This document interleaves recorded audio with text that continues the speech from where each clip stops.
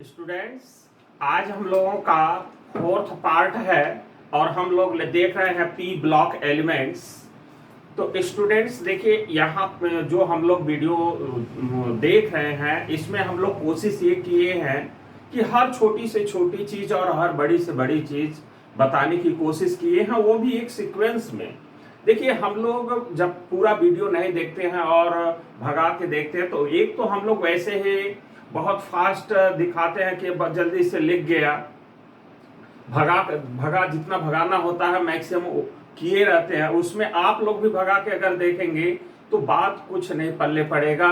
इसलिए वीडियो को शुरू से अंत तक जरूर देखें। देखिए, होता क्या है कि कमजोर का मतलब ही होता है जब जोर न दें तो वो आदमी क्या होगा, कमजोर। और जब जोर देंगे यानी कि पूरी वीडियो देखेंगे तो आप भी जोरदार हो जाएंगे, अच्छे हो जाएंगे। तो हम लोग पूरा वीडियो देखने की कोशिश करें। और अब हम लोग फोर्थ पार्ट में ग्रुप 14 एलिमेंट्स का रिएक्टिविटी देखते हैं, reactivity towards oxygen.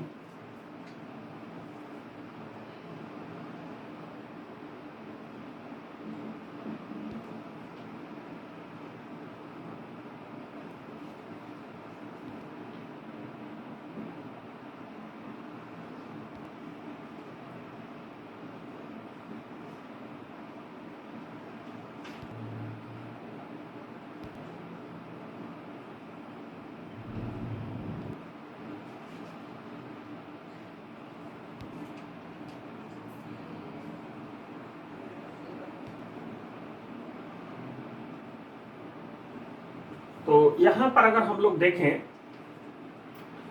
Reactivity towards oxygen, तो ऑक्सीजन की 7 रिएक्शन हम लोग देख रहे हैं ग्रुप 14 एलिमेंट्स को आने की।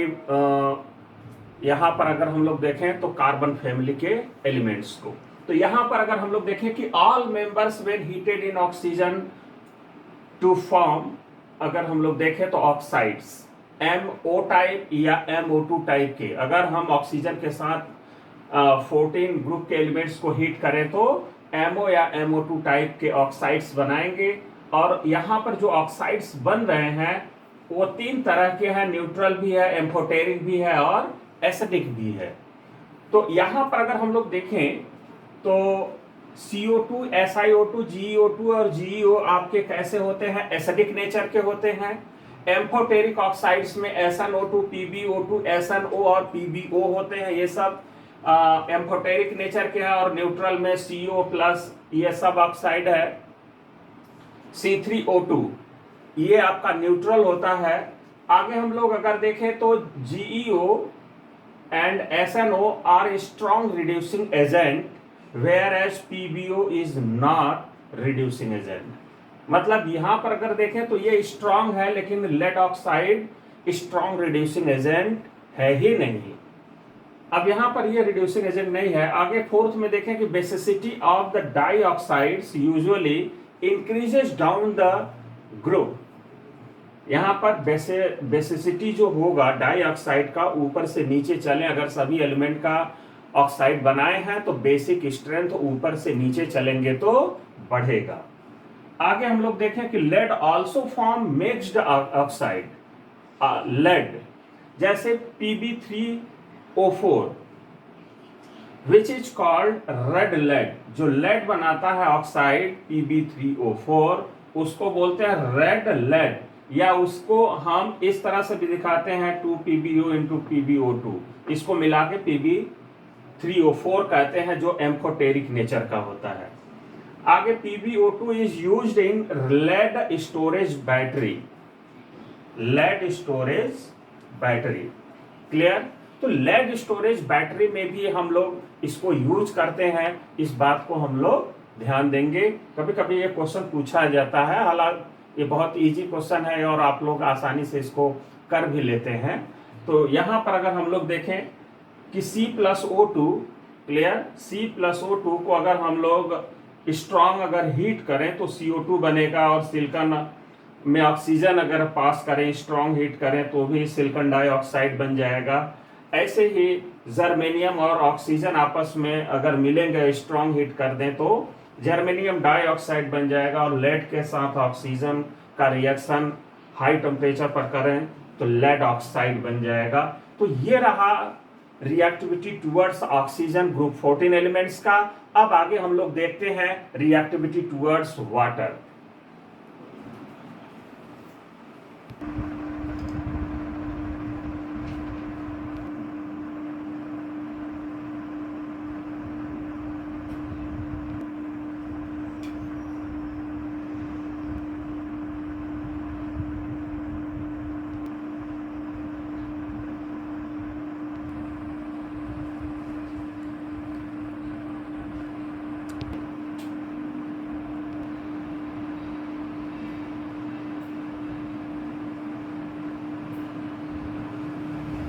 यहां पर हम लोग अगर देखें रिएक्टिविटी टुवर्ड्स हैलोजन, तो यहां पर जो ग्रुप 14 ग्रुप के जो एलिमेंट्स होते हैं वो MX2 और MX4 टाइप के हैलाइड्स बनाते हैं, और हैलोजन यहां पर X क्या होगा, फ्लोरीन, क्लोरीन, ब्रोमीन, आयोडीन, ये चारों होंगे। तो यहां पर दो तरह के, दो टाइप के है ना, टाइप के जो हैलाइड्स बनाएंगे। यहां all members react directly with halogen. बाकी तो सब डायरेक्ट, जितने भी हैं 14 के, वो डायरेक्ट हैलोजन से रिएक्ट करेंगे, लेकिन कार्बन को छोड़ करके। यहाँ सुटेबल कंडीशन की बात हो रही है कि एक सुटेबल कंडीशन पर बाकी एलिमेंट्स तो हैलोजन से रिएक्ट करते हैं, लेकिन कार्बन आसानी से रिएक्ट नहीं करता है। MX4 जो टाइप के जो कंपाउंड्स होंगे वो कोवलेंट नेचर के होंगे। MX4 टाइप के जो कंपाउंड होंगे वो कोवलेंट नेचर के होंगे, लेकिन SN4F4 और PbF4 ये दोनों जो है आयनिक नेचर के कंपाउंड्स होते हैं। PbI4 and PbBrO4 does not exist, ये एग्जिस्ट नहीं करते। इस बात को ध्यान देंगे क्योंकि ये स्टेबल नहीं होते। यहाँ पर रीजन यहाँ पर हम लोग देख सकते हैं कि PbI bond initially formed during the reaction does not release enough energy to unpair 6s2 electrons and excite one of them to higher orbital to have 4 unpaired electrons around the lead atom। यहाँ पर हम लोग समझ गए होंगे कि inert pair effect की वजह से अगर हम लोग देखें तो ऊपर से नीचे चलते हैं तो जो जो s ऑर्बिटल के इलेक्ट्रॉन्स होते हैं वो बॉन्डिंग में पार्टिसिपेट करना बंद कर देते हैं, जिसकी वैलेंसी क्या होती है, +2 ज्यादा स्टेबल होता है। तो +2 ज्यादा स्टेबल है तो जाहिर सी बात है कि PbI4 आने +4 वाली वैलेंसी तो नहीं शो करेगा।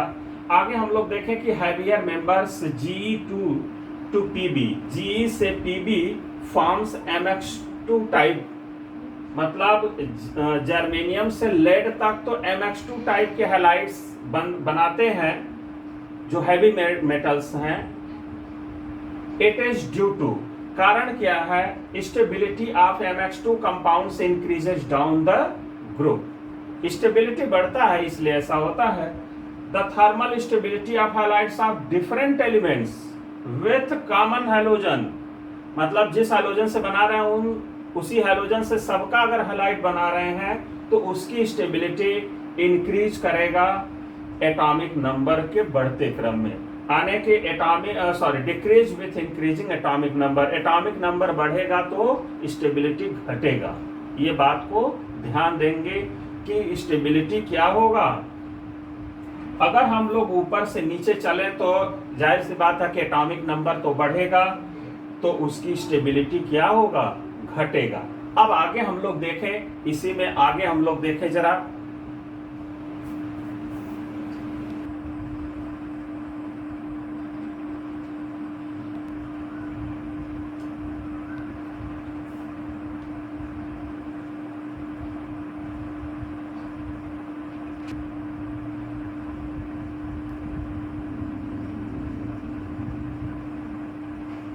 यहां पर अगर हम लोग देखें ऑर्डर ऑफ थर्मल स्टेबिलिटी, जैसा हम लोग अभी जिक्र किए, तो यहां पर क्या हो रहा है कि ऊपर से अगर नीचे अगर हम लोग चलें तो स्टेबिलिटी क्या हो रहा है, डिक्रीज कर रहा है।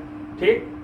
यहां पर अगर हम लोग देखें CF4 है, CCl4 है ना। अगर हम एक सेम हाइड्रोजन से कराए तो ऊपर से नीचे डिक्रीज कर रहा है, और डिफरेंट से भी अगर हम लोग करा रहे हैं तो देखें हाइड्रोजन जैसे जैसे उसकी इलेक्ट्रोनेगेटिविटी डिक्रीज कर रहा है, साइज बढ़ रहा है, वैसे वैसे उसकी स्टेबिलिटी भी क्या हो रहा है, डिक्रीज कर रहा है।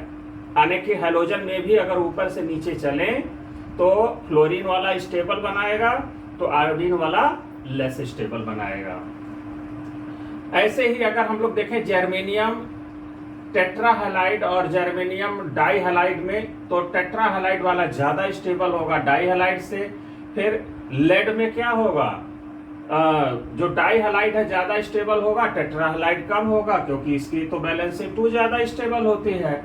एक्सेप्ट यहां पर देखें अगले पॉइंट में, accept CCl4 other tetrachlorides are easily hydrolyzed by water because the central atom can accommodate the lone pair of electrons from oxygen atom of water molecule in d orbital। अगर हम लोग यहाँ पर देखें और यहाँ पर SiCl4 को हम हाइड्रोलाइज कर रहे हैं, पहले एक मॉलिक्यूल हम लोग ले रहे हैं, तो यहाँ से एक मॉलिक्यूल ये टूट रहा है और इसका जो OH है वो आकर के यहाँ पर सब्स्टिट्यूट हो रहा है। जैसे यहाँ पर अगर हम लोग देखें, अगर इसको हटाएं तो यहाँ पर एक OH यहाँ पर आ गया, बाकी 3 पड़े हैं। जैसे यहाँ पर अगर हम लोग देखें, अगर इसको हटा रहे हैं तो Cl हट रहा है और OH आके जुड़ गया, ठीक।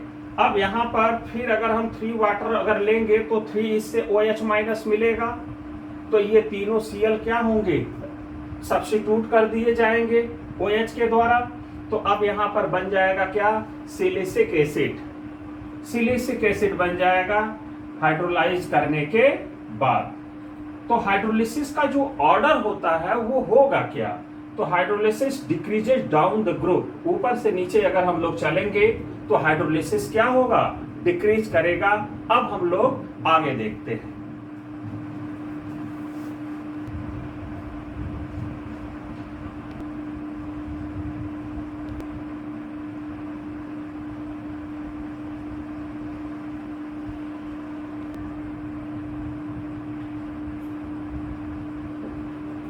तो यहां पर हम लोग अगर 8th पॉइंट में अगर देखें कि tetrahalides of silicon, germanium, tin and lead can form hexahalo complex. ये हेक्साहैलो कॉम्प्लेक्स बनाएंगे। और यहां पर अगर हम लोग देखें तो ये एग्जांपल भी हमने लिया है कि हेक्साहैलो कॉम्प्लेक्स बनाएंगे तो किस टाइप के होंगे, कैसे होंगे।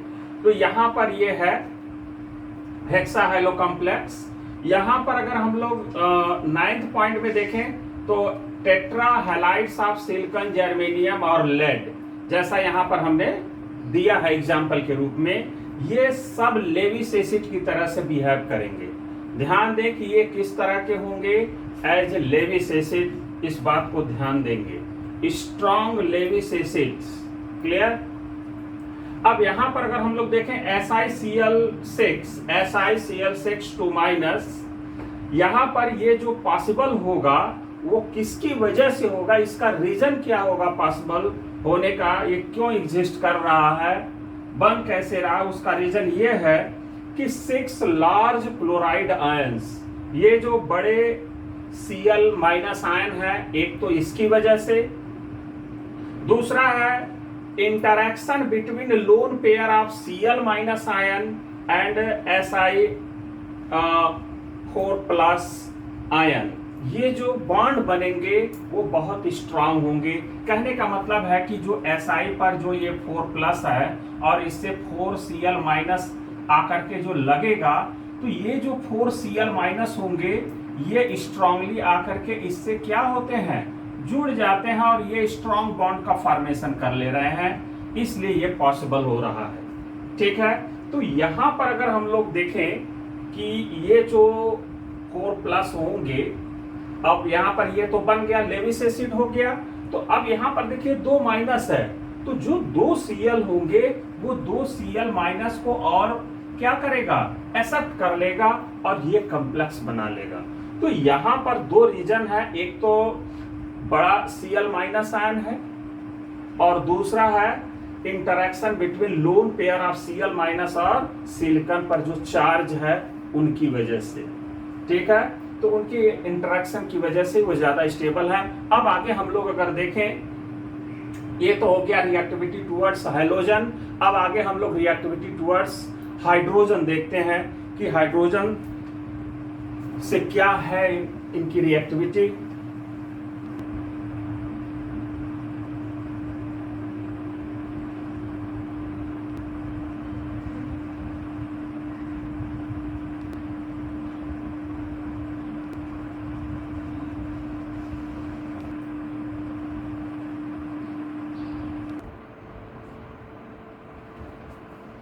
तो यहां पर हम लोग रिएक्टिविटी टुवर्ड्स हाइड्रोजन अगर हम लोग देखें तो यहां पर जो ग्रुप 14 मेंबर्स होंगे वो सारे मेंबर्स जो है कि MH4 टाइप के कोवलेंट हाइड्राइड का फॉर्मेशन करेंगे हाइड्रोजन से रिएक्ट करने के बाद।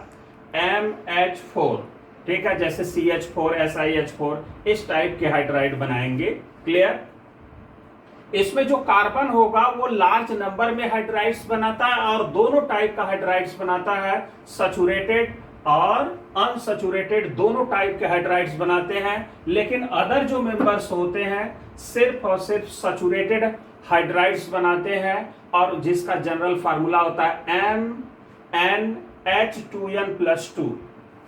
यहां पर अगर हम उनके थर्मल स्टेबिलिटी की बात करें तो thermal stability of hydride decreases down the group. अगर टॉप टू बॉटम अगर चलें ग्रुप 14 में और उनका हाइड्राइड्स बना लें तो ऊपर से नीचे चलेंगे तो उनके थर्मल स्टेबिलिटी क्या होंगे, डिक्रीज करेंगे, लेकिन रिड्यूसिंग नेचर ऊपर से नीचे चलेंगे तो इंक्रीज करेगा।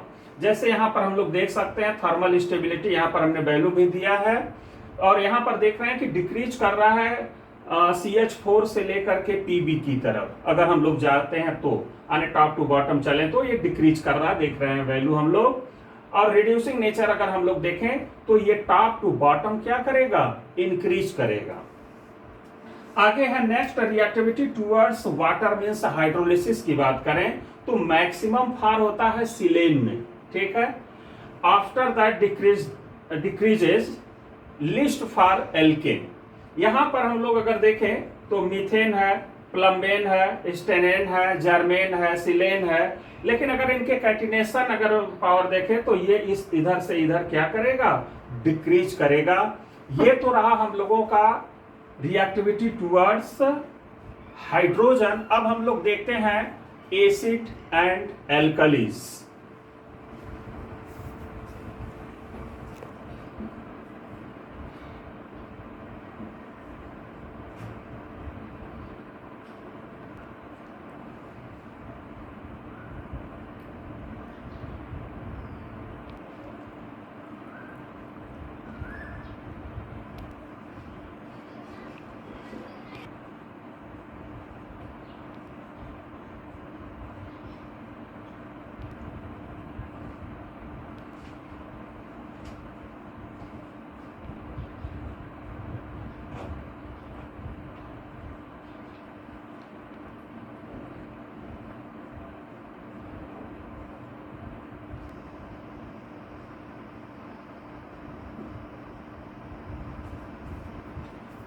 यहां पर हम लोग देख रहे हैं reactivity towards acids and bases, ठीक है।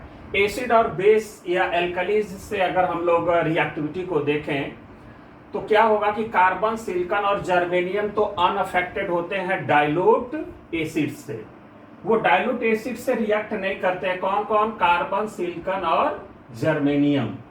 लेकिन टीन जो है कि डिजॉल्व होता है डाइल्यूट HNO3 में और बनाता है SnNO3 का होल ट्वाइस, नाइट्रेट बना लेता है टीन एंड स्टेनस। अब यहां पर अगर हम बात करें लेड, तो लेड जो है कि डाइल्यूट HCl में थोड़ा कम डिजॉल्व होता है, स्लोली डिजॉल्व होता है और डिजॉल्व होकर के PbCl2 का फॉर्मेशन कर लेता है लेड। और कार्बन अनअफेक्टेड होता है बेस में, एल्कली में ये अनअफेक्टेड होता है, लेकिन सिलिकॉन रिएक्ट करता है स्लोली, लेकिन डाइल्यूट कोल्ड एक्वस NaOH से ये क्या करता है, स्लोली रिएक्ट करता है silicon react slowly with dilute cold aqueous NaOH and readily with किससे HCl। HCl से तो ये आसानी से कर लेता है, लेकिन NaOH के लिए क्या कंडीशन है, डाइल्यूट कोल्ड और एक्वस से थोड़ा धीमा ये रिएक्ट करता है। अब यहां पर अगर हम बात कर लें, टीन और HCl आपस में रिएक्ट करके स्टाइनस क्लोराइड बना लेंगे, लेड क्लोराइड और HCl मिलके H2PbCl4 बना लेंगे, Si और बेस मिलकर के Na2SiO3 बना लेंगे।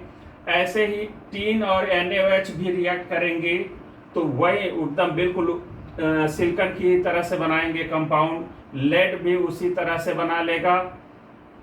लेकिन यहां पर देखें HNO3 से, तो टीन HNO3 से रिएक्ट करके मेटास्टाइनिक एसिड बना लेता है, ये है मेटास्टाइनिक एसिड।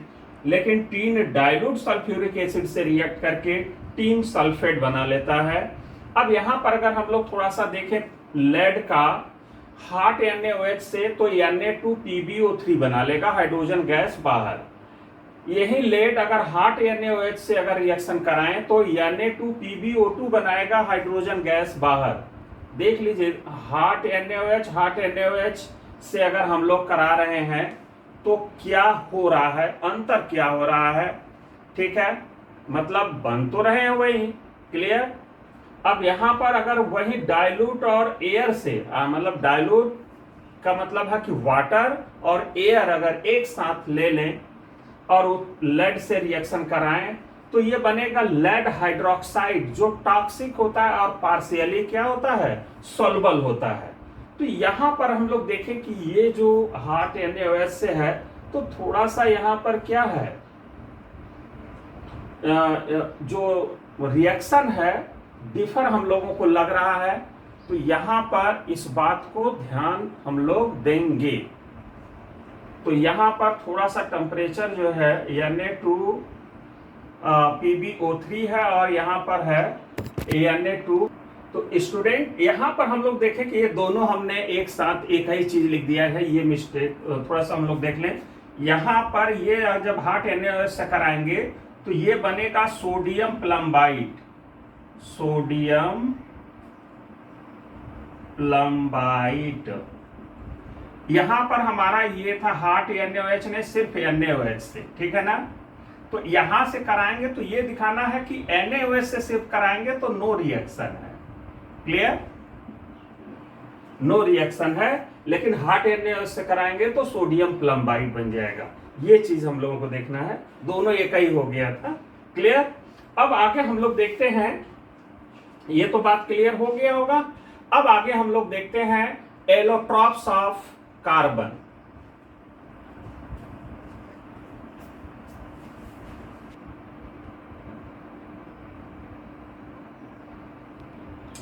स्टूडेंट्स अब हम लोग देखते हैं एलोट्रॉप्स ऑफ कार्बन। एलोट्रॉप्स अगर हम लोग कार्बन के देखें तो बहुत एलोट्रॉप्स हैं, मेनी एलोट्रॉप्स हैं। ड्यू टू द पार्शियली, या हम यूं कहें कि परफेक्टली जो इसमें कैटिनेशन होता है पी पाई बॉन्डिंग की वजह से, उसकी वजह से जो है कि ढेर सारे एलोट्रॉप्स बनाता है। जैसे डायमंड हो गया, ग्रेफाइट हो गया, है ना, ये हो गए। या हम लोग फुलरेंस का भी नाम सुने होंगे, ठीक है। तो ये उसके क्या है, जैसे फुलरेंस है, ये डिस्कवरी हुआ था बहुत पहले, लेकिन उसके लिए नोबेल प्राइज मिला था 1996 में। और इसको खोजे थे कौन कौन, इसको जो है कि बनाए थे क्रोटो, इस्माइले और कार्ल ने। तो 1996 में इस पर उनको जो है कि नोबेल प्राइज दिया गया था फुलरेंस पर, ठीक है। तो यहाँ पर जो हम लोग अगर देखें कि कार्बन के जो एलोट्रॉप्स हैं वो बहुत ज़्यादा हैं, जैसे कि डायमंड हो गया, ग्रेफाइट हो गया, फ्लोरेंस हो गया। तो एक एक करके हम लोग देखते हैं। पहले हम लोग देखते हैं डायमंड्स।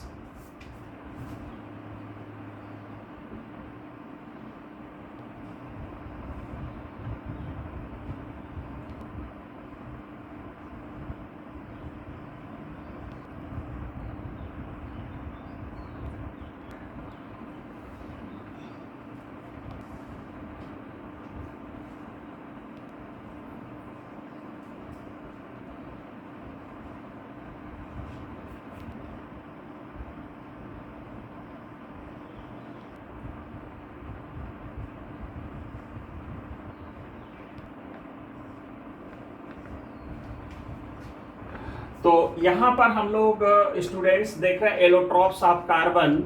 और अभी जैसा हमने आपको बताया क्या कि एलोट्रॉप्स जो बनते हैं वो प्रॉपर्टी ऑफ कैटिनेशन की वजह से होते हैं। ये तो क्लियर हो गया, प्रॉपर्टी ऑफ कैटिनेशन की वजह से एलोट्रॉप्स बनते हैं, ये अपने दिमाग में बैठा लें। अब यहाँ पर पहला हम लोग ले रहे हैं डायमंड्स। डायमंड्स के बारे में हम लोग देखें, ये पूरी सारी चीजें एक एक करके देखें। It has a crystalline lattice, ठीक है, क्रिस्टल के फॉर्म में होता है।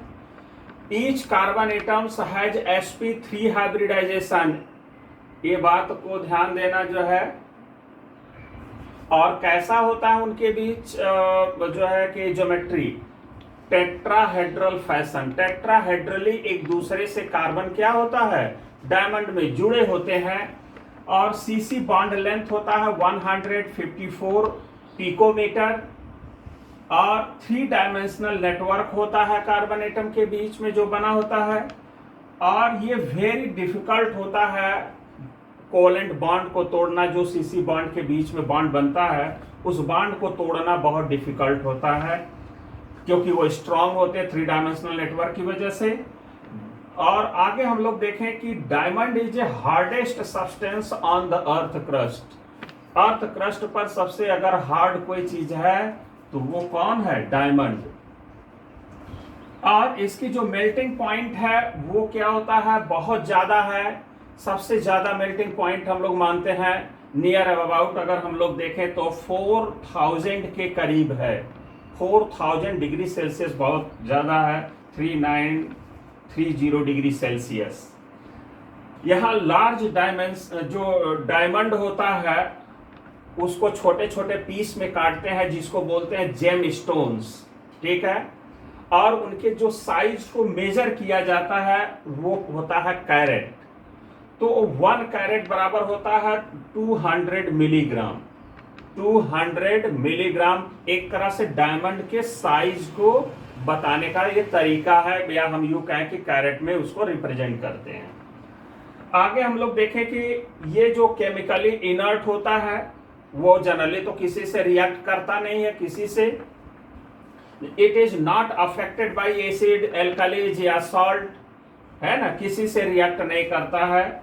लेकिन डायमंड को एयर के साथ अगर एयर में 900 डिग्री सेल्सियस पर अगर हीट कर दें तो CO2 में कन्वर्ट हो जाएगा। लेकिन 900 डिग्री सेल्सियस टेम्परेचर बहुत होता है, इतना मेंटेन करना आसान बात नहीं।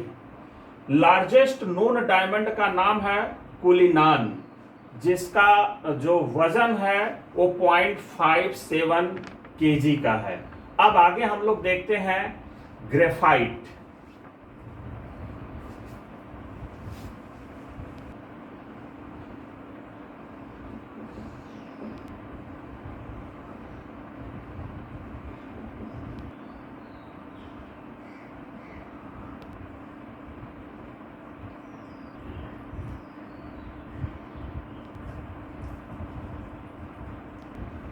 लिखें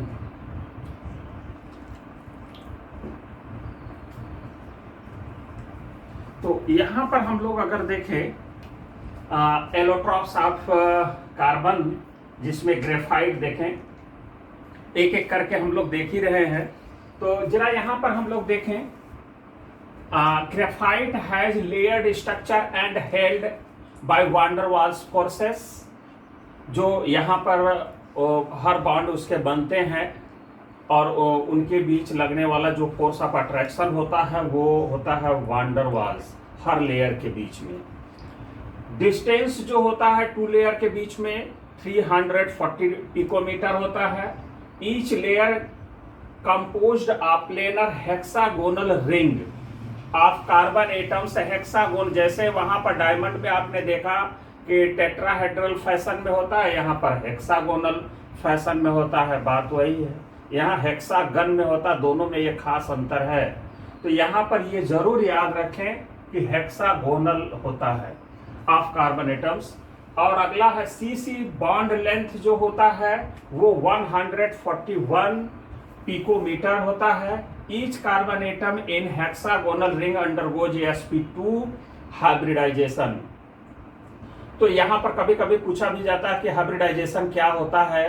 अगर हम पूछे ग्रेफाइट में, तो यहाँ पर हम लोग ये ध्यान दें कि sp2 हाइब्रिडाइजेशन होता है, sp3 नहीं। यहाँ पर ध्यान दें, जो इसमें होता क्या है कि जो 3 सिग्मा बॉन्ड्स और जो जुड़े होते हैं वो 3 नेबरिंग कार्बन एटम्स से, ठीक है। जो 4th इलेक्ट्रॉन्स होता है वो पाई बॉन्ड का फॉर्मेशन करता है। पाई बॉन्ड्स, जो पाई इलेक्ट्रॉन्स होते हैं वो डिलोकलाइज्ड होते हैं over the whole sheet, delocalize होते हैं ओवर द होल सीट। इसी के वजह से ग्रेफाइट क्या करता है, इलेक्ट्रिसिटी कंडक्ट करता है इलेक्ट्रॉन के मूवमेंट की वजह से।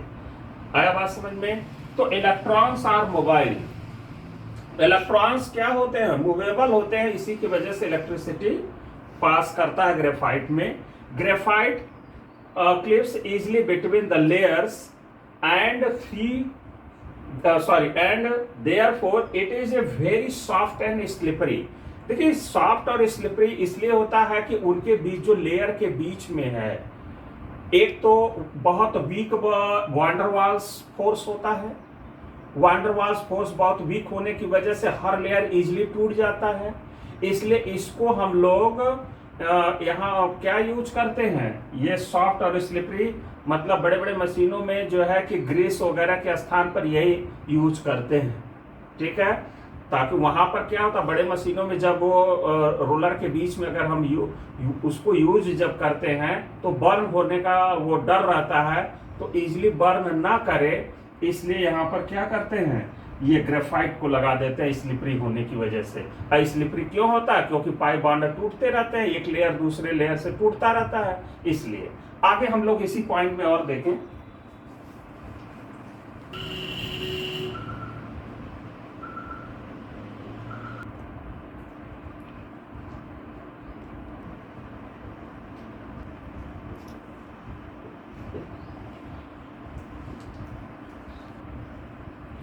तो स्टूडेंट्स, हम जैसा बार बार बोल रहे हैं कि आप लिखिए, तो जो इम्पोर्टेंट आपको लगे इसमें पॉइंट, वो जरूर आप नोट किया करिए, लिखा करिए, है ना। बार बार हम बोलते रहते हैं कि लिखा, लिखिए लिखिए लिखिए।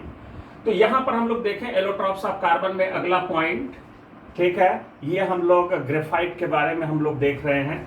तो जरा देखें graphite, it is used as a dry lubricant, जैसा हमने अभी बताया कि ये लुब्रिकेंट के रूप में मशीनों में लुब्रिकेंट के काम आता है, क्योंकि जब रन करता है हाई टेम्परेचर पर, ठीक है, जैसे कुछ बेरिंग्स लगे होते हैं जो हाई टेम्परेचर पर रन करते हैं, तो उस समय जो है कि ये ग्रेफाइट यूज किया जाता है एज ए लुब्रिकेंट। यहाँ डेंसिटी जो होता है ग्रेफाइट का वो लोअर होता है डायमंड से, ठीक है। ग्रेफाइट का अगर ऑक्सीडेशन HNO3 के साथ अगर हम लोग करें तो ग्रेफिटिक एसिड बनता है। HNO3 के साथ अगर ग्रेफाइट का रिएक्शन कराएं तो क्या बनेगा, ग्रेफिटिक एसिड। और डायमंड को अगर इतने टेम्परेचर पर हीट कर दें in the absence of air, तो ग्रेफाइट में कन्वर्ट हो जाएगा। Graphite is thermodynamically more stable than diamond. ये जो है कि ग्रेफाइट थर्मोडायनामिकली ज्यादा स्टेबल होता है डायमंड से, और it is thermodynamically more stable allotropes of carbon. अब आगे हम लोग एलोट्रॉप्स में फुलरेंस देखते हैं।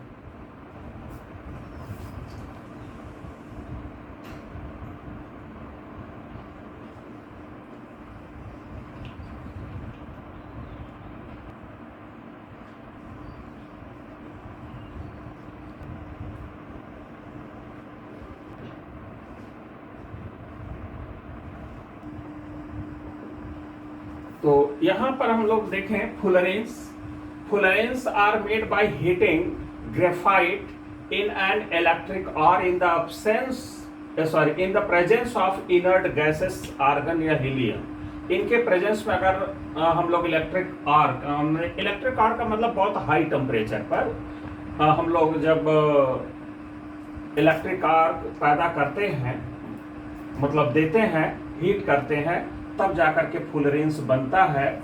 तो ये जो ग्रेफाइट होता है उसको मतलब हाई टेम्परेचर पर हीट करेंगे तभी फुलरेंस बनेगा।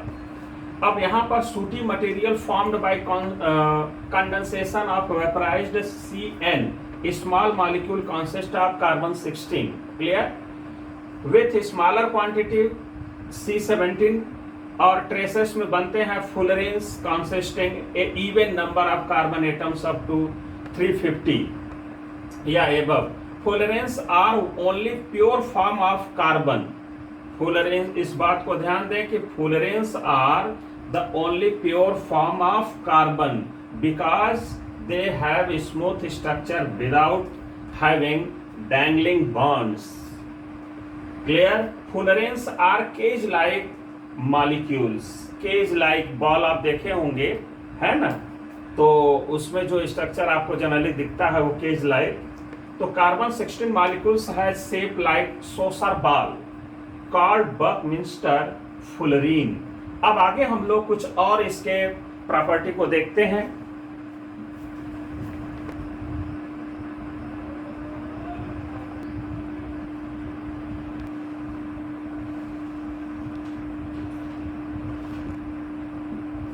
यहां पर हम लोग देखें 6th पॉइंट में all the carbon atoms are equal and they undergo sp2 hybridisation.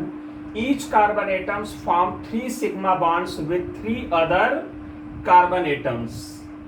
और यहां पर जो हम लोग अगर देखें कि this ball shaped molecule have 60 vertices, 60 vertices, ये ध्यान दें हम लोग। और स्फेरिकल जो फुलरेंस होता है उसको शॉर्ट में हम लोग क्या बोलते हैं, बकी बॉल शॉर्ट में। और डेल्टा FH माइनस की जो वैल्यू है डायमंड और फुलरेंस का ये हमने दे दिया ऐसे ही। और other forms of elemental carbon like carbon black, coke, charcoal are all impure forms of graphite और फुलरेंस। यहाँ पर हम लोग ये जो छोटे छोटे पॉइंट्स देख रहे थे एलोट्रॉप्स ऑफ कार्बन में, स्टूडेंट्स आप वीडियो चला करके आप एक बार जरूर पूरी वीडियो को जरूर देखिए और 2-4 बार अगर ऐसे ही चला करके आप कुछ काम भी कर रहे हो ऐसे चला करके देखते रहो तो सारे पॉइंट्स एक बार सुन लेंगे तो आपके दिमाग में क्या होगा, ये सारे पॉइंट्स आप फिट हो जाएंगे। इससे रिलेटेड कोई भी क्वेश्चन आएगा एग्जाम में आप तुरंत कर लेंगे कि हाँ ये ऐसा वैल्यू हमने या ऐसा चीज यहाँ पर हमने सुना था या देखा था। तो ये काफी हेल्पफुल होगा स्टूडेंट्स। इसको कई बार आप अगर हम लोग कम से कम एक बार तो फुल वीडियो को देखिए ही और वीडियो को जरूर लाइक और सब्सक्राइब करिएगा। इस वीडियो के लिए इतना ही, फिर हम लोग अगले वीडियो में इसी के आगे देखेंगे। Thank you.